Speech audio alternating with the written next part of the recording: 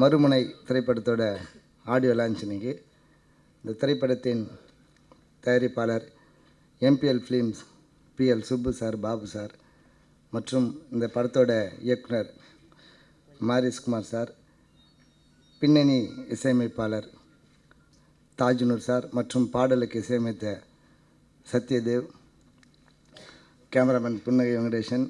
Dance மாஸ்டரை பற்றி சொல்லி ஆனோம். அந்த படத்தில் நான் டான்ஸ் என்னை ஆட வச்சாங்க. ராதிகா மாஸ்டரும் லலிதாமணி மாஸ்டருக்கும் மற்றும் என்னுடன் இணைந்து இங்கே பாடல் எழுதிய பாடல் ஆசிரியர்கள், இந்த படத்திற்காக உழைத்த டெக்னீஷியன் அனைவருக்கும் மற்றும் இங்கே வருகை தந்திருக்கின்ற பத்திரிகை மற்றும் ஊடக நண்பர்களுக்கும் என்னுடைய மாலை நேர வணக்கம். இந்த பாடல் ரொம்ப வேகமாக எழுதப்பட்ட பாட்டு. நான் மாரிஸ்குமாரும் அவர் சத்யதேவம் வந்தாங்க. 2 பேர் பைக்கில் தான் வந்தாங்க, நானும் பைக்கில் தான் வந்தேன். திடீர்னு வந்தாங்க. சரி, அவங்க பற்றி எனக்கு அந்த ஒரு ஃபீலே இல்லை. உங்களை தான் எழுத வைக்கணும், நீங்கள் தான் பாட வைக்கணும் அப்படின்னு சொன்னாங்க. நான் அது மேலே ஒரு நம்பிக்கை இல்லாத தான் இருந்தது. கடைசியாக சந்தித்தப்போ இயக்குனர் தான் சொன்னார், இது மிகப்பெரிய கம்பெனி, எல்லா லெவலும் ப்ரொமோஷனல் லெவலும் சரி, ஒரு சின்ன இடத்துல கூட ஸ்டக் ஆகாது, ரொம்ப ஃபாஸ்ட்டாக வேகமாக போவோம் அப்படின்னு சொன்னாங்க. அதே போல் தான் இந்த திரைப்படத்தை கண்டினியூஸாக சூப்பராக பண்ணியிருக்கிறாங்க. இந்த படத்தில் ஹீரோ பண்ண என்னுடைய அன்பு சகோதரருக்கும், ஹீரோயின் மற்றும் டெக்னீஷியன், ஆக்டர்ஸ் எல்லாருக்கும் இந்த நேரத்தில் நான் என்னுடைய நன்றியை தெரிவித்துக் கொள்கின்றேன். அவங்க என்னுடைய விருப்பத்துக்கு விட்டாங்க, பாட்டு எழுத சொன்னாங்க, நீங்களே எழுதுங்க அப்படின்னு சொன்னாங்க. சத்யதேவ் சூப்பராக அதுக்கு மியூசிக் பண்ணி தந்தார். நான் எழுதி தந்த வரிகள் எல்லாமே அவங்களுக்கு திருப்தி ஆச்சு. 2-3 நிறைய சரணம் எழுதி தந்தேன். அதில் 2 சரணம் தான் படத்துக்கு ஆப்டாக இருந்தது. ஆனால் அந்த 2 சரணம் மட்டும் வச்சாங்க. ஏன்னா எல்லாம் என்கிட்ட வர பாட்டெல்லாம் எல்லாம் இந்த ஒரு பெரிய ஹாஸ்பிட்டலில் பார்த்தீங்கன்னா முடியாத பணம் எவ்வளோ கறக்க முடியுமோ கறந்துக்குன்னா அதுக்கப்புறம் ஜிஹெச்சு கொண்டு போயிடுங்க அப்படின்வாங்க ஒரு சில கேஸில். அந்த மாதிரி ஒரே லவ் ஃபெயிலியர் சாங் தான் வந்துருக்குது. எனக்கு ஒரே கஷ்டமாக இருக்குது. இருந்தாலும் அது மிக கடினமான ஒரு செக்ஷன். அதில் ஒர்க் பண்ணுற எப்படி மெட்ராஸ் சிட்டியில் டிராஃபிக்கில் வண்டி ஓட்டால் பைபாஸில் தைரியமாக ஓட்டலாம். அந்த மாதிரி அந்த செக்ஷன் ரொம்ப கஷ்டமான இடம். ஏன்னா திருப்பி ரிப்பீட்டேஷன் ஆகக்கூடாது வார்த்தைகள்.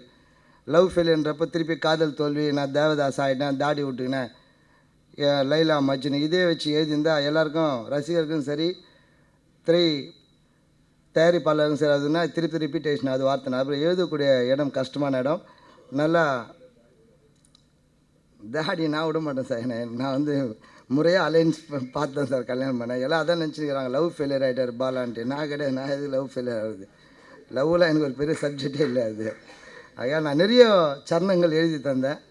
அதற்கு முன்னதாக இங்கே வருகை தந்திருக்கின்ற சிறப்பு விருந்தினர்கள் அனைவருக்கும் என்னுடைய மனமார்ந்த நன்றி. நிறைய பேர் சொல்லுவாங்க சிறிய திரைப்படங்களை தான் முக்கியத்துவம் தரணும் அப்படின்னு சொல்லிட்டு. இது சிறிய திரைப்படங்கள், அது பெருசு இது. ஏன்னா அவங்க குறிப்பிட்ட அந்த போட்ட ப்ரீ ப்ரொடக்ஷன்லேருந்து அந்த ஷெட்யூல் பக்காவாக போட்டுன்னு வந்தாங்க. எல்லாமே பார்த்தா நான் என்னை ஏற்காடு போயிருந்தேன் ஷூட்டிங்க்கு. எனக்கு நீங்கள் அந்த பாட்டுக்கு டான்ஸ் ஆடணும்னு சொன்னேன். ஃபஸ்ட்டு பாட சொன்னாங்க, எழுதி பாடணும்னு சொன்னாங்க, எழுதி பாடிட்டேன். 2வது எதிர்பார விதமாக என்னுடைய சுப்பையா அண்ணன், மனோகர் அண்ணன் நீங்கள் டான்ஸ் ஆடணும் அப்படின்னு சொன்னாங்க. அதுக்கு உங்களுக்கு என்ன காசு தரணும் அப்படின்னு சொன்னாங்க. இல்லை சார், எப்படி ஆட வைக்கிறாங்களோ, எவ்வளோ நேரம் ஆடுறேன் அதுக்கேற்ற மாதிரி நான் ரேட்டு கேட்டு வாங்கிக்கிறேன் சார். எனக்கு ஏன்னா டான்ஸ் வராது எனக்கு. நான் பாட்டுன்னு காசை வாங்கி கையில் போட்டுக்கின்னு அங்கே டான்ஸ் ஆடும். இது டான்ஸ்லாம் கிடையாது. ஏதோ மண்பானை செய்யறதுக்கு முன்னாடி இந்த களிமண்ணெல்லாம் மெரிப்பாங்க, சேரு மெரிக்கிற மாதிரி சேரு மெரிக்கிற டான்ஸ் தான் அது. ரசிகர்கள் ஏற்றுக்கினா நானாக பண்ண முடியும். அது இந்த கடபார நீச்சல்னுவாங்க, நீச்சல் அடிக்கிறது ஏதாச்சும் அந்த மாதிரி ஏதோ நீச்சல் அடிச்சுன்னு வந்துக்கிறேன். முதல் படம் இதுதான். ஃபுல் விஷுவலாக நான் வாய்க்கு லிப்பிங் மூமெண்ட்டு கொடுத்து டான்ஸ் ஆடுந்து. பாடலில் எனக்கு ரொம்ப சந்தோஷமாக வந்த வரிகள் நல்லாயிருக்கும், வராத 2-3 வரிகளும் எழுதி தந்தேன். அது சும்மா போகிற உன்னை பார்த்து சிரிப்பான், அவங்க அம்மா பேச்சை கேட்டு தானே முறைப்பான். சும்மா போகிற உன்னை பார்த்து சிரிப்பான், அவங்க அம்மா பேச்சை கேட்டு தானே முறைப்பான். அண்ணான்னு தான் சொல்லி நல்லா நடிப்பான், பொண்ணு பின்னால் தான் போகிறது ஒரு பொழப்பா. இந்த மாதிரிலாம் எழுதி தந்தேன். சில பேர் இது நான் எச்சரிக்கை தரேன் எல்லாருக்கும், கேஷன் பண்ணுறேன். அதாவது போகக்கூடாது பொண்ணு முன்னாடி.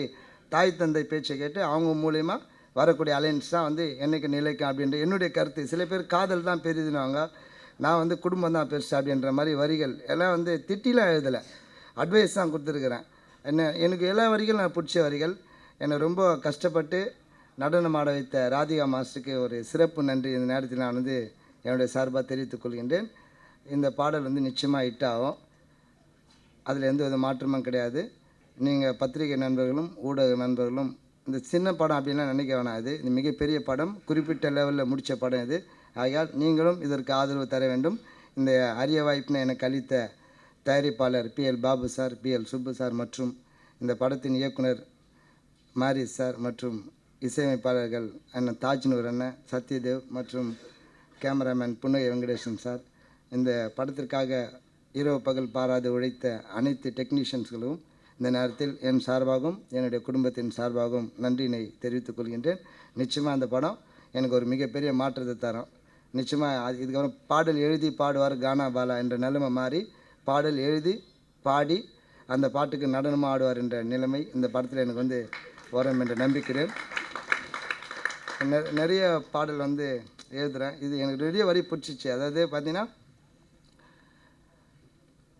ஃபாலோ பண்ணி போவாத நீ நில்லு, வேற பொண்ணை பார்த்து பரிசம் போட சொல்லு, போனா போட்டா அவளை விட்டு தள்ளு, 4 பேருக்கிட்ட நியாயத்தை நீ சொல்லு, 4 பக்கம் நூலா உன்னை அறுத்துடுவா, ஆலா உல ஊற வச்சு வெளுத்துடுவா, வேலாத்தா முதுகுல பாஞ்சிடுவா, வேரோட உன்னத்தான் சாச்சிடுவா, ஏ பஞ்சு மேல பட்டா சத்தான் கொளுத்தி போடுவாடா, நீ மஞ்சத்தாலி கட்டுன பின்ன உன்னை மிரட்டுவாடா, வாழ்க்கைத்தான் ஒரு ரஃப் நோட்டு, சின்ன போட்டு அதுல செஞ்சு ஓட்டு, மூழ்கி போன கொஞ்சம் லாசு, அது கரைய சேர்ந்தா நீ தான் பாசு, உண்மை காதலு இந்த ஊரில் இல்லடா, அதை புரிஞ்சிக்காத பசங்க தான் லவ் பண்ணுறான், ஒரு சின்ன கோட்டரு அது உள்ள போயிட்டா என் மனசுக்குள்ள உண்மை ஏதும் ஒளிஞ்சிக்காதடா. நான் வந்து அதே போல் இந்த லவ் ஃபெயிலியர் சாங்கும் ஒயின் ஷாப் சாங் நிறைய வருது, ஏதோ குடிக்கிற சாங் பயங்கரமாக வந்துருக்கேன். எனக்கு பிறவிலே அந்த பழக்கம் கிடையாது. சின்ன குழந்தையில் ஊற்றிருப்பாங்க, தான் பிஸ்கட் பிராந்தி ஊற்றிருப்பாங்க, நான் தூங்கியிருப்பேன்னு நினைக்கிறேன். ஆனால் பிறவியின் பழக்கம் கிடையாது. இருந்தாலும் ரசிகர்களுக்காகவும் தயாரிப்பாளருக்காகவும் 4 பேர்கிட்ட இந்த விஷயத்தை கலந்து பேசி எழுதுகிறேன். ஆகையால் இந்த திரைப்படம் மாபெரும் வெற்றி படமாக அமையும் என்பதில் எந்தவித மாற்றமும் கிடையாது.